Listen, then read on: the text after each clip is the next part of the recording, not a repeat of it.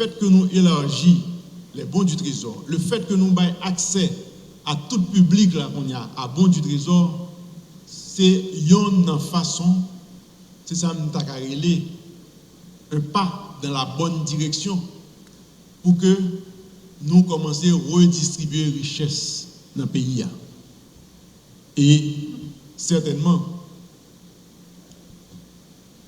au lieu que ces institutions financières seulement qui t'a fait 11% ou bien 11,5% sur les bons du trésor, tout le monde est là capable de faire. Bien sûr, il va lancer officiellement le 1er septembre la Banque centrale et le ministère de l'économie et des finances. Et nous certainement déjà, probablement, nous allons recevoir invitation du ministère de l'économie et des finances pour que nous venions pour expliquer en plus de détails l'élargissement bon du trésor là. Son invitation qui est en discussion avec le ministre des Finances là, que nous programmons pour le 1er septembre. L'autre avantage que le bail, c'est que au lieu que l'État allait dans le financement monétaire pour que l'État soit capable de répondre à besoin de liquidité, l'État est capable maintenant de beaucoup plus accès à des bons, à des liquidités que le cas prêté pour l'État capable d'effectuer l'activité que l'État peut faire. Parce que l'État obligé à un financement monétaire pour faire subvention, à ce moment-là, il y a un impact direct sur le taux de change et sur l'inflation. Tandis que si c'est prêté auprès du public de manière générale ou auprès des institutions financières, il n'a pas créé liquidité, puisqu'il n'a pas fait financement monétaire, sont liquidités qui déjà existaient dans le système que l'utiliser. Et il y a un objectif que nous discutons avec le ministère de l'économie et des finances, c'est que nous évoluons progressivement vers un financement monétaire zéro.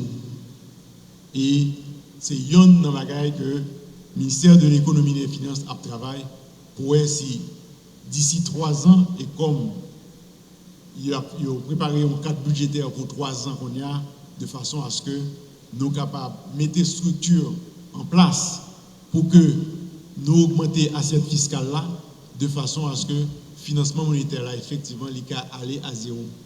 Et à ce moment-là, nous sommes capables d'un meilleur effet de politique monétaire que la Banque centrale a fait.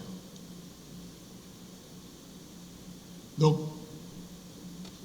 nous avons toute raison pour nous encourager l'État à aller dans ce sens-là.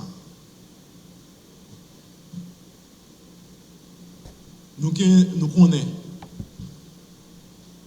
que dans pile entité formelle qui jetait sous marché informel, tant du côté de vente de dollars, tant du côté d'achat de dollars. Et au plus haut niveau de l'État, nous décidons de mettre l'ordre là-dedans. Et c'est pour raison ça, nous allons voir qu'il y a des communiqués qui sont sortis du ministère du Commerce, il y a des communiqués qui sont sortis du ministère de la Planification, de façon à ce que l'ordre soit rétabli et que le change se fasse beaucoup plus dans le secteur, dans le segment formel du marché que dans le segment informel du marché.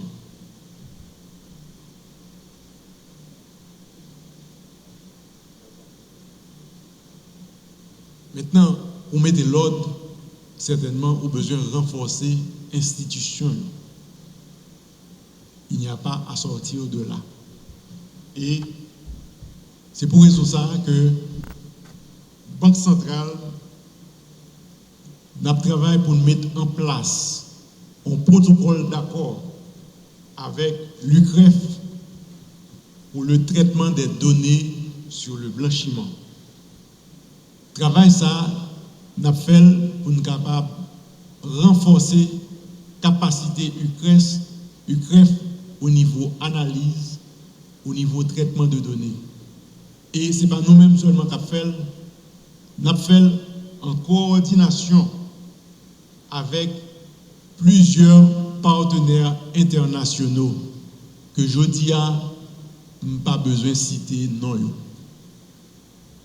Mais l'important pour nous connaître que l'ordre mérité mettez dans des ordres. Et partenariat ça va permettre que nous supporter UCREF dans le rôle que nous avons joué pour transparence, dans la lutte contre le blanchiment d'argent et le financement du terrorisme. Quel est le taux, chaque fois justement je pose la question, c'est quoi le taux du marché informel? Le taux marché informel là, il est basé sur une question de acquaintance, monde qu'on connaît, monde qui a accès à dollars, et ainsi de suite. Et bien sûr, il y a ce fameux taux de dissuasion. Le monde n'a pas voulu tout simplement recevoir good. C'est pour raison ça que nous dit que c'est l'ordre qui peut mettre là-dedans. Et moi j'étais assez humble pour me dire que Banque centrale, pour qu'on ne parle pas qu'à faire. Le respect de l'affichage des prix en gouttes, nous connaissons que le gouvernement a travaillé sur ça. Et je pense que il ne faut pas quitter ces gouvernements. Le secteur privé a supposé lui-même à l'avant-garde. Et la population tout a supposé en fait forcer les gens à aller dans ce sens pour que ils respectent l'affichage des prix en gouttes. Ou pas dire que nous n'avons pas toucher un dollar.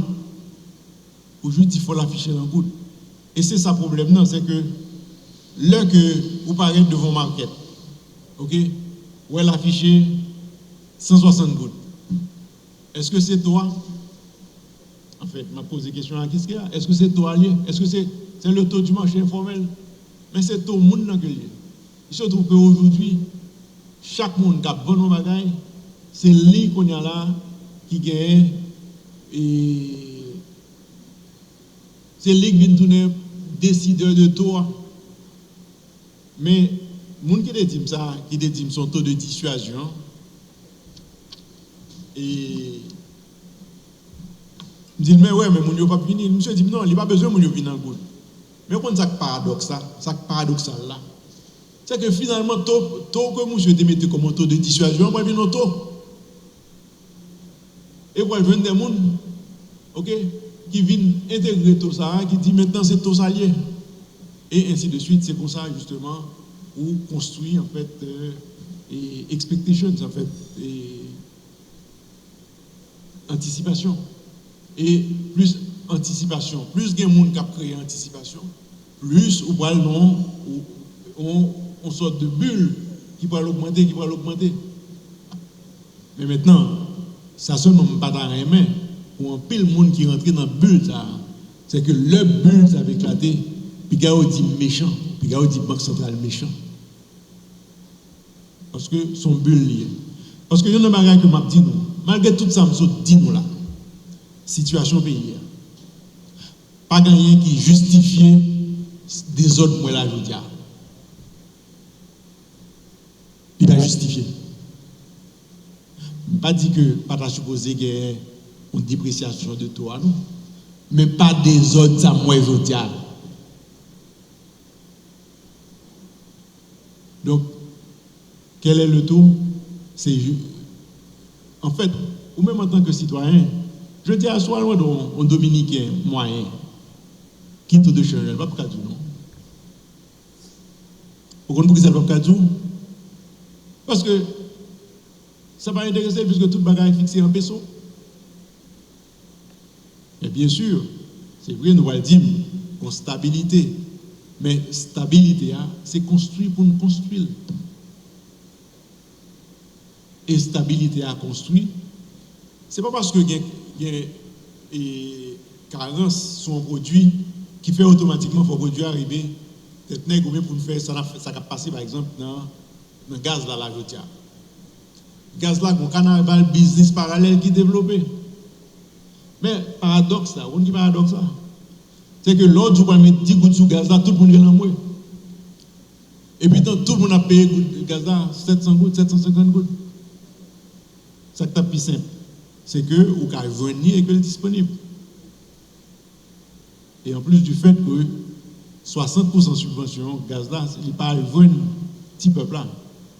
La jeune grande entreprise qui a poulé et plusieurs gallons, plusieurs dizaines de gallons, des milliers de gallons. Une entreprise qui poulait presque 100 000 gallons par mois, diesel.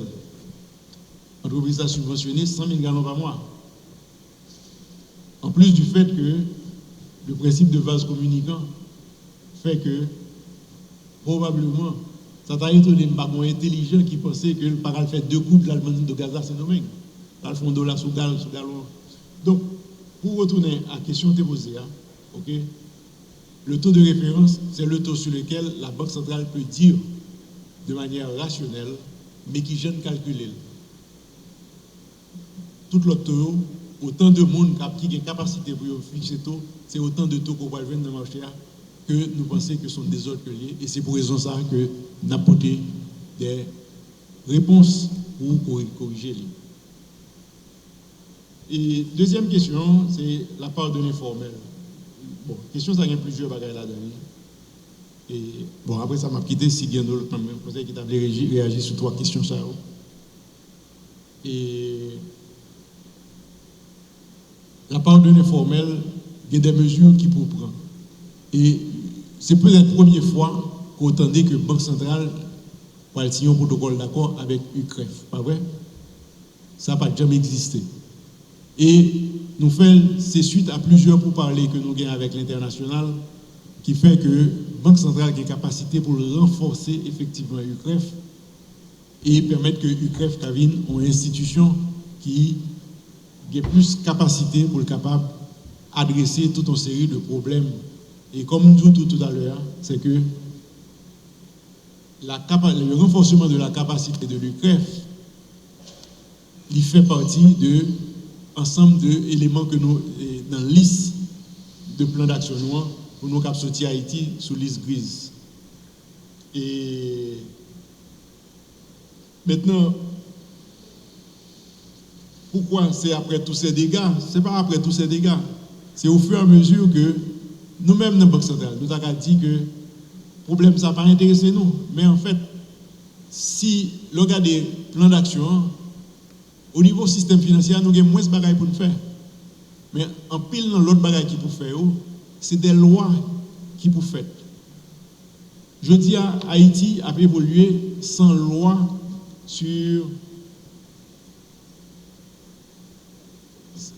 en fait sur les jeux de hasard.